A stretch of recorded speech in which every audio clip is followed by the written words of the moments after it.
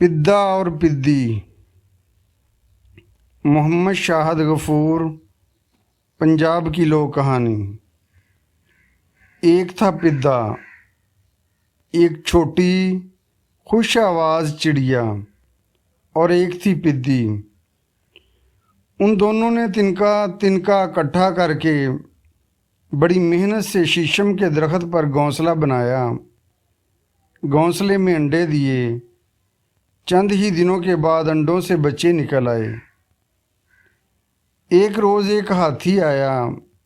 उसने दरख्त के साथ अपने जिस्म को रगड़कर खारिश करना शुरू कर दी, जिसकी वजह से दरख्त ज़ोर ज़ोर से हिलने लगा। पिद्दी के बच्चों ने शोर मचाना शुरू कर दिया। पिद्दी ने हाथी की मिन्नत समाजत की कि भाई हाथी, इस दरख्त पर मेरे बच्चे हैं, इसे छोड़कर किसी और पेड़ से अपने जिस्म को रगड़ लो। लेकिन हाथी ने सुनी अनसुनी कर दी, बल्कि अब तो वो ज़ोर ज़ोर से दरख्त को टक्करें मारने लगा। पिद्दा घर में मौजूद ना था। पिद्दा घर में मौजूद ना था।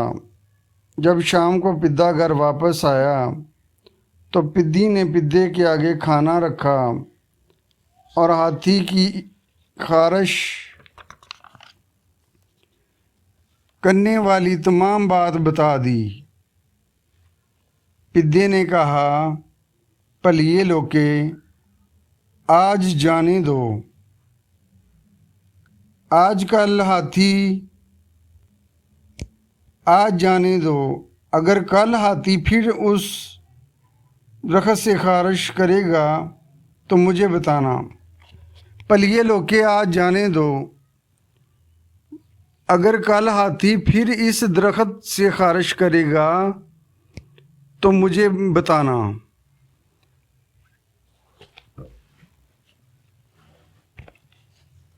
अगले रोज़ पिद्दा सुबह सवेरे अपने घोंसले से उड़ गया ताकि अपने बच्चों के लिए दाना दुनका लेकर आए।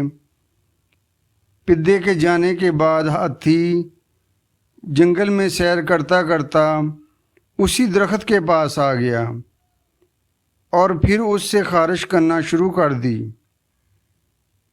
पिद्दी के बच्चे रोने चिल्लाने लगे। पिद्दी ने दोबारा हाथी को समझाया, लेकिन हाथी ना माना। जब दोपहर को पिद्दा अपने बच्चों के लिए दाना दुनका लेकर आया तो उसने पिद्दी से पूछा, पिद्दी पिद्दी, क्या आज भी हाथी ने हमारे दरख्त से अपने जिस्म रगड़कर खारिश की थी? पिद्दी बोली, हाँ, आज भी हाथी ने खारिश की थी, जिसकी वजह से बच्चे ज़ोर ज़ोर से रो रहे थे। पिद्दे ने कहा, अब तुम हाथी की बीवी हथनी के पास जाओ और उससे कहो कि अपने हाथी को समझाए कि वो हमारे दरख्त से खारिश ना किया करे और ना ही हमारे दरख्त को टक्करें मारा करे, वरना मर्दों मर्दों की लड़ाई हो जाएगी।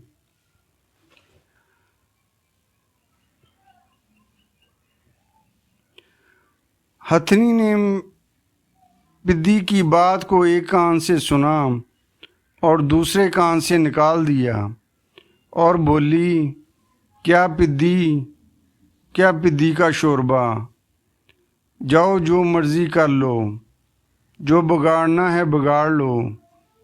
मेरे खामद ने तो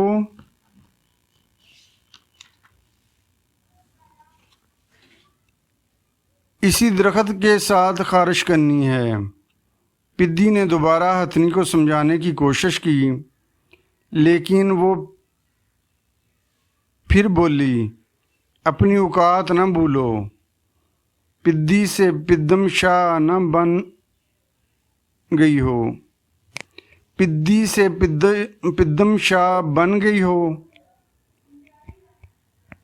हथनी को अपने खामद पर बहुत गुरूर था। हथनी को अपने खामद पर बहुत मान यानी गुरूर था कि हम ज़्यादा ताकतवर हैं, क्योंकि हाथी के पाँव में सबका पाँव, हाथी की टक्कर हाथी ही संभाल ले, और ये छोटा सा परिंदा हमारा कुछ नहीं बिगाड़ सकता। पिद्दी ने आकर पिद्दे को बताया। अगले दिन हाथी फिर उनके दरख्त के साथ खारिश करने और टक्करें मारने के लिए आ रहा था।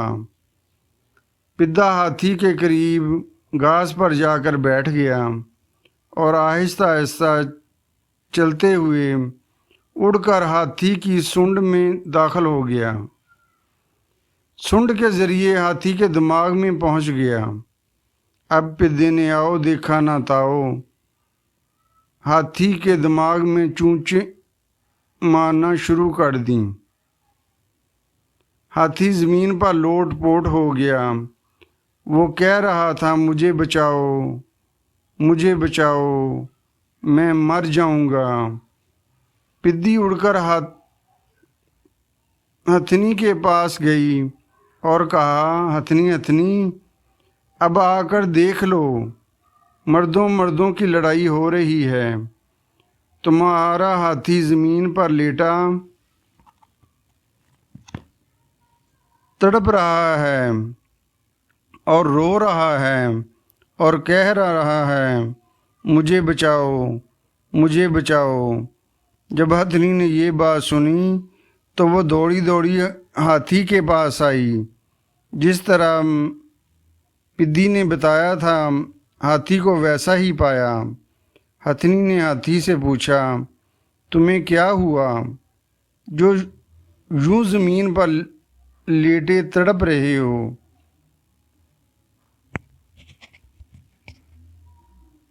हाथी ने अपनी बीवी को बताया कि एक पिद्दा सूंड के ज़रिए मेरे दिमाग तक पहुंच गया है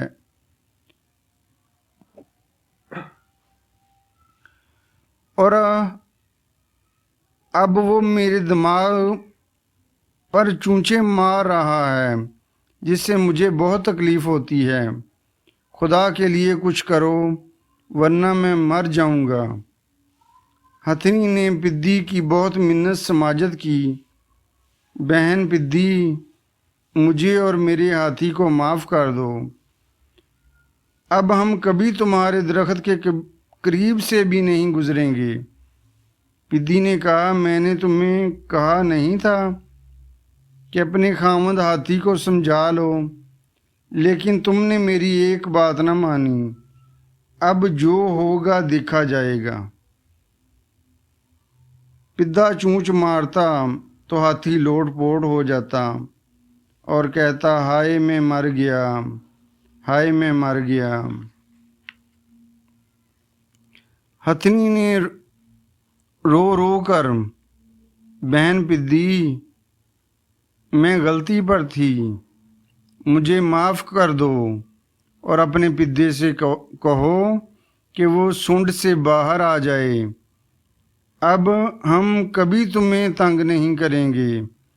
पिद्दी उड़कर हाथी के पास गई और हाथी के बड़े से कान में जाकर आवाज़ दी, पिद्दे पिद्दे, हथनी ने माफ़ी मांग ली है।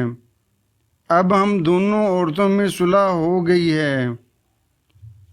अब तुम भी हाथी को माफ़ कर दो और सूंड से बाहर आ जाओ।